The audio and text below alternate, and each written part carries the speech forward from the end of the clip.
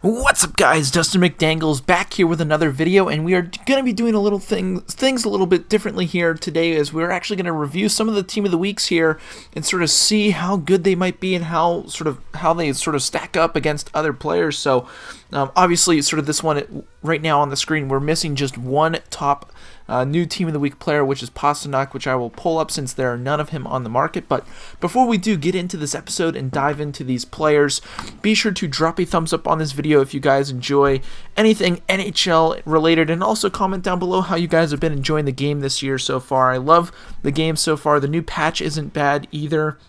And also subscribe to the channel if you guys are sort of big fans of NHL anything, whether that be Hockey Ultimate Team, Be a Pro, Franchise Mode, or anything in general, Shootout Mode series. We've got all of those covered, as Franchise Mode will be coming very soon, so stay tuned to that. But also, if you guys haven't checked out, we are giving away a free Sidney Crosby here in Hockey Ultimate Team, so go ahead and check out that video right now. Leave that card in up in the top right hand corner right now. But taking a look here at these new team of the week players, guys, VLADIMIR TARASENKO, one of the top players here to pull. I mean, his skating, shooting, hands are absolutely insane for a right winger. Really good speed, definitely worth it. Also, I mean, if you get the magician on him, it gets the puck control and deking up even more, even though those are already in the 90s. Pretty good stuff. He does lack a little bit in defense there with the body checking and aggression, but honestly, a very good card. Stick checking is also pretty good at 86%, and defensive awareness is also up. So if you guys could try and snipe him, because I'm pretty sure he is going sort of for a fair amount on the market right now. His lowest price, which I found right here, was about $98,000 as of today, which is Friday. So if you could try and snipe him for around like 80, 85K, that would be a very good snipe, especially if you guys are rocking the magician. Moving on to our next player here, COUTURIER, centerman here. Obviously, really good stats for checking and defense for a centerman. Great faceoffs, 87 overall. And if you are somebody who rocks the Thief synergy to sort of boost those faceoffs, you'll get him up to 92 with stick checking up to 93. So he is a little bit slower of a player, but at 6'3", he sort of brings that height like the Anze Kopitar. He has somewhat decent shooting between the 80s, mid-80s there, with pretty decent hands for a pretty tall centerman at 211 pounds as well. So if you guys are looking for a shutdown centerman to sort of win those faceoffs, this is your guy, especially if you want to sort of put that synergy of the Thief on him, which will make him a pretty shutdown centerman. Honestly, probably a good third, fourth line centerman if sort of this is going to be around your price range. He is going for around 25, 30K right now, and obviously his price is just going to continue to drop as sort of the week goes on. So if you can snipe him for around, I'd say about 20 to 15K, I mean, that would be a huge pickup. You could even swap him for a trade. Now, getting into the defense here a little bit with the two top defensemen, Keith Yandle with the wingman synergy, honestly a pretty good one to add. Obviously getting that wrist shot accuracy up along with the passing, and it gets his acceleration up to 89.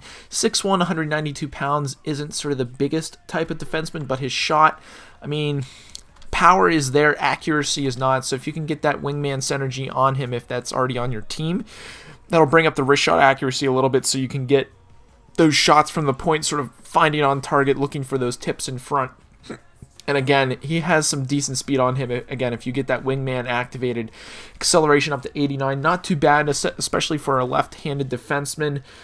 I mean, he is going for around 40K right now. Obviously, his price is going to drop. So I'd say if you can snipe him around 30K, that would be a decent pickup. But obviously, his price would just continue to drop. So moving on here to Seth Jones. Great defenseman here. Speed is a little suspect here. Endurance really good, so he could stay out for those longer shifts if need be at that 91 endurance. And if you get the shutdown on him, obviously that's going to sort of spread out a lot of things. I know that that's not a very popular synergy here in NHL 21, but 6'4" with 84 with the speed and acceleration, probably not what you're going to want for your back end. I mean, he does have decent shooting, all in the mid-80s, except that wrist shot accuracy.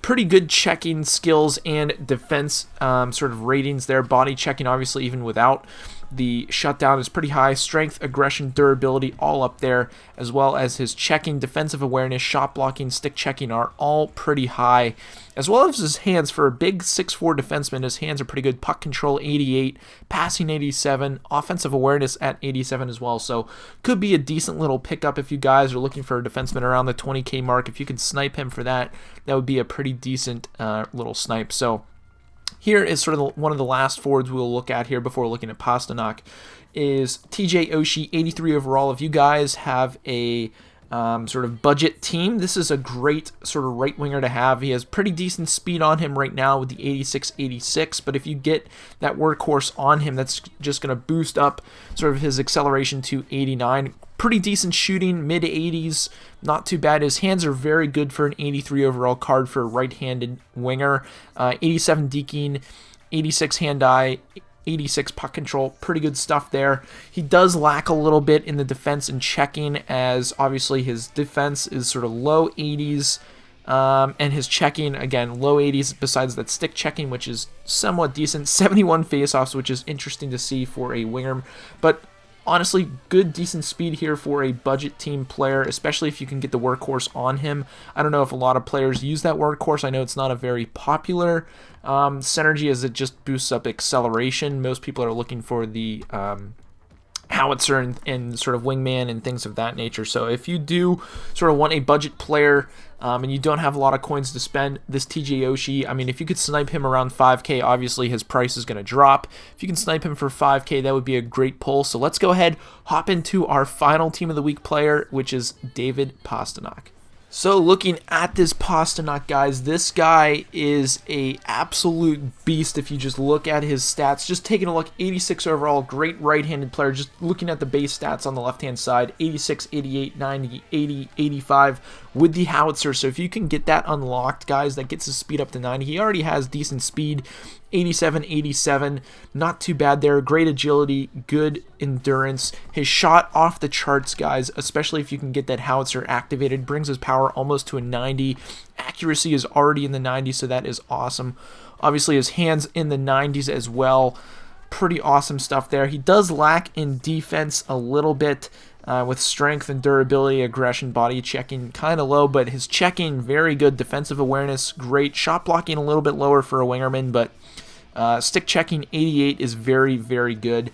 And again, if you do activate that howitzer, if that's what you guys are rocking, this is going to be a great player for your team, especially if you can try and snipe him. I have no idea what he's going for because he's actually extinct on the market right now for Xbox, so who knows what his price could be. It could be, I would say, within the 150K range, 200K range, just because this player right here, he is a very good bridge player to sort of like a master set, like 89, 90 overall player at 86 overall with these decent stats. I mean, he is a top-notch player, guys, but if you could snipe him, I'd say around like 125K, maybe 150K. If you can snipe him when he pops on the market. Again, I don't know what his price or buy now or anything's going to be, but if you can snipe him, that would be a huge pickup. Obviously, there's some other players within the Team of the Week didn't want to really take a look at just because not really sort of what we're going for, but that's going to be it for today's video, guys. If you did enjoy this little breakdown of this Team of the Week, be sure to drop a thumbs up, and if you guys want more of these types of videos, I will be more than happy to drop these to give you guys some sort of tips and tricks with trying to pick the best players for your team, especially if you are a budget team or if you're a pay to win or however it is.